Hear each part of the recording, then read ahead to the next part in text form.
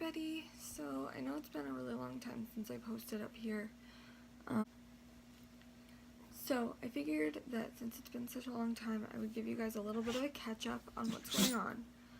So I believe the last time you saw me I was still in Illinois, unless you watched my ukulele unboxing, which unfortunately I have not been able to learn how to play it yet because my health has really declined and I literally don't even have the mental function to learn anything new. But I am, as you can see, my room has changed. I am now in Nashville, Tennessee, or right outside of it. And actually, we're only going to be in this house another couple months before we're moving again. We'll still be right outside the city, just closer to my grandparents. And yeah, so that's that about moving. I have a whole new set of doctors. Right now I have an amazing primary care physician who actually prescribes saline.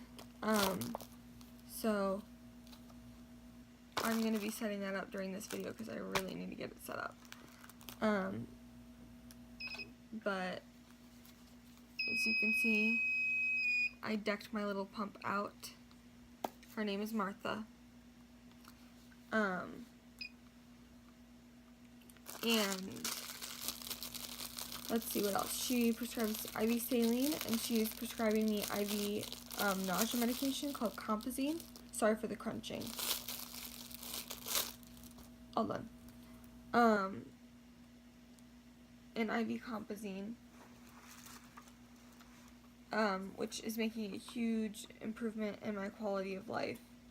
I also have a kick butt geneticist who is currently testing me for mitochondrial disease because we don't know what is going on.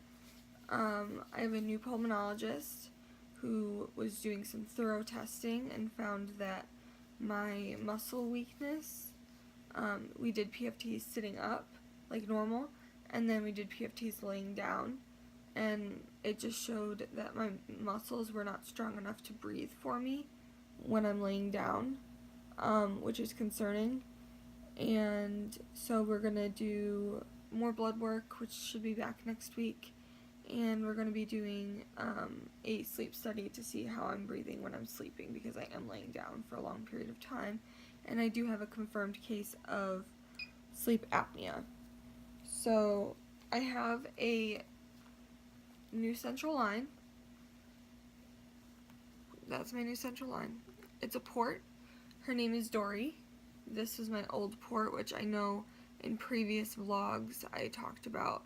It did not go well. This was placed January 2015. Yeah, January 2015. And I kept it until January 13th of 2017. My surgeon tried to reconstruct it, but the surgeon that had originally put it in all wrong, and that's where I have PTSD from. But yes, Dory is an amazing tool that I have that I can use for my IV saline, that I can use for my IV Compazine, and also when I am admitted to the ER,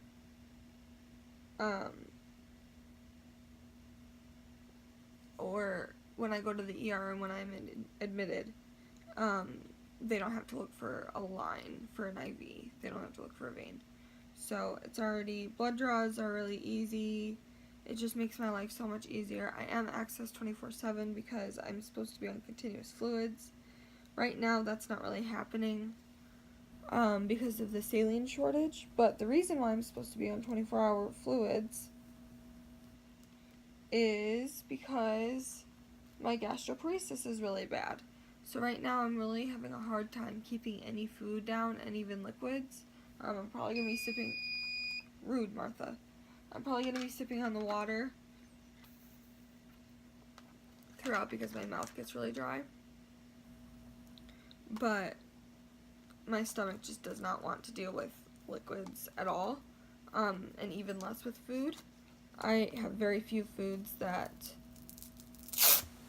are quote-unquote safe for me, but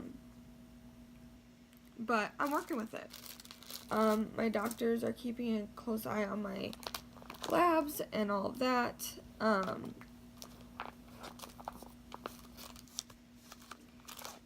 So that's good at least. And then I'm also on oxygen, which you can see. And that's part of the reason why I'm seeing a pulmonologist, because I was admitted in June of 2017, and we thought I had pneumonia, and it turned out that my oxygen saturation just kept dropping and wouldn't stay up without the oxygen. They couldn't really figure out why.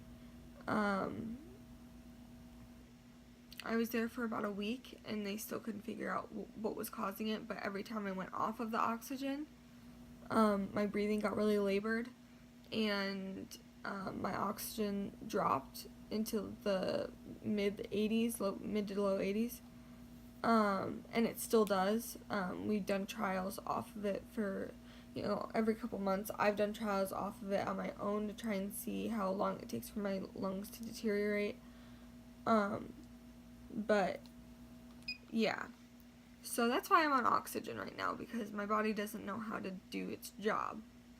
So right now I have issues with my lungs, issues with my autonomic nervous system, my heart, I have long QT syndrome as well, my stomach, my intestines, because I also have irritable bowel, what else, what other... My liver is causing problems. The liver enzymes are elevated. And yeah, so I've got multiple organ systems affected. And generally when that happens, that means that it's a good idea to check for mitochondrial disease. Because mitochondrial disease, I will probably do another video on later. But quick version is, imagine a phone. Everyone else's phone has 100% battery. They can go on whatever apps, they can do whatever they want, and not worry about their battery dying before they can get it back on the charger, aka sleep, and all of that. And their body restores, their phone restores with their charger. Well, we have about 50% battery function. Some of our apps don't work, some of the videos that we watch on our phones are laggy, and our charger is kind of broken too. And so it doesn't recharge all the way. So our organs are the apps and the videos and all that, and they're lagging, and they don't have enough energy to go off of to run properly. So that's what mitochondrial disease in a nutshell is. So there's that. What else do I have to update you on? My chronic pain is at an all-time high. Right now, I mean, as a baseline. Obviously, I've been in more pain than I am right now. And that's when I'm, I go to the ER and all of that. But as a baseline, my chronic pain is at an all-time high. My pain management doctor has all but dropped me. And he said that he basically invalidated everything that I told him, which was very frustrating and very upsetting. And I didn't have anyone with me to help me advocate. So that was frustrating. But he basically, in a nutshell, says that EDS cannot be causing my pain, and that my sacroiliitis and sciatica cannot be causing my pain, and that I'm not dislocating or subluxing anything in my sleep, because that's impossible. It's not.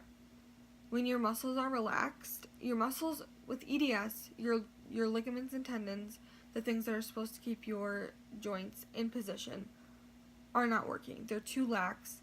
They're like an old rubber band. They stretch and they don't bounce back.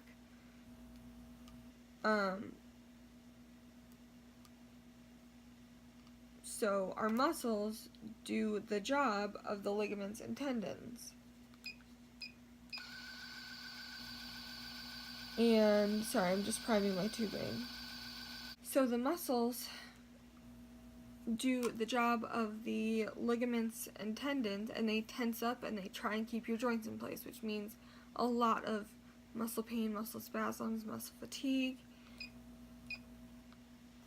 And so when we go to sleep, our muscles relax.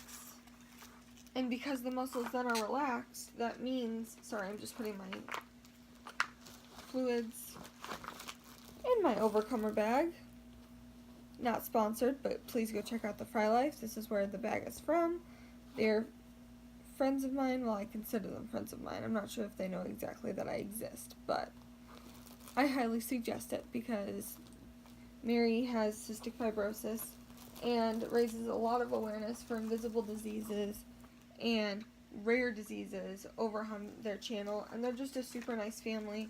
She has a service dog named Ollie, who, that's a picture of him right there. Hi, Ollie.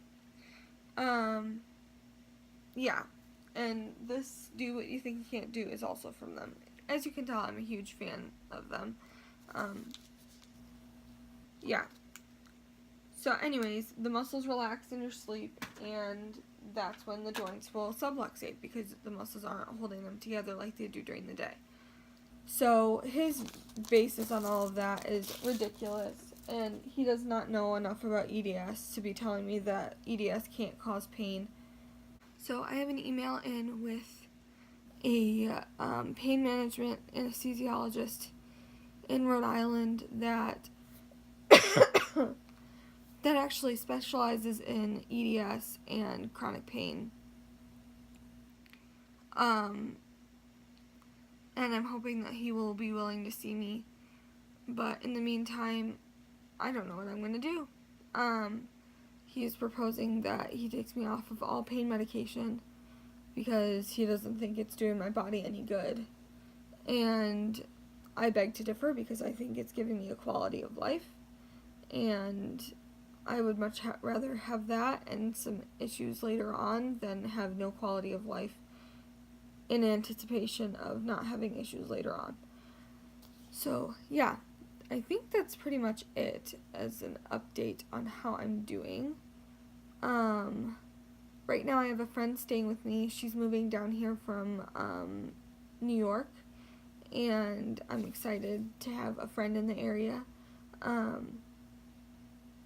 And let's see what else. Jazzy is doing a really good job being my little service dog. She now is able to pick up on low blood sugars. It's not perfect and it's not accurate 100% of the time, but between her and I have a Dexcom on, which is a continuous glucose monitor, and it's caught my blood sugar at like 46 before, when I wouldn't have known. I get really, really nauseous when I go low, and I just assume that it's just a wave of nausea, and I can't even imagine how many times that's happened that I was low and didn't know it. So yeah, there's that. Let's see. I have a good new GI. He's really nice. He checked on my liver, and all my liver stuff seems to be okay for now. And that's good. We're trying a scopolamine patch. which I don't think is really helping much. But it was a good try, and I plan on trying it for the rest of the 2 weeks I think I have it. So, who knows? I mean, I've got the Compazine right now to help with the nausea as needed, which is about every 8 hours.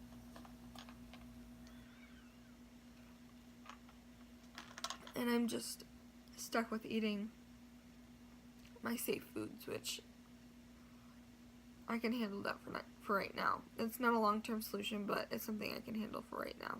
So, if you guys could just please keep me in your thoughts and your prayers that I find a really good pain management doctor soon that will be willing to work with me and not,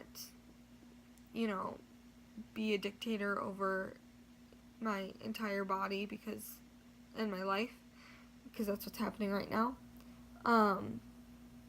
So someone that's willing to work with me and try new things and all of that, and that they figure out what's causing my entire systemic body kind of shutting down.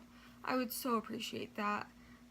If you want me to keep making videos, please hit the thumbs up on this video so that I know, and subscribe, because if I get enough thumbs up that would warrant me making another video, I will definitely do so. So yeah, I hope you enjoyed watching this video. I hope the people that have been subscribed to me for a while, there's not many of you, but I hope you guys saw this and enjoyed it. And yeah, I missed you guys. So I hope you have a great rest of your week, and I will see you guys again soon. Bye!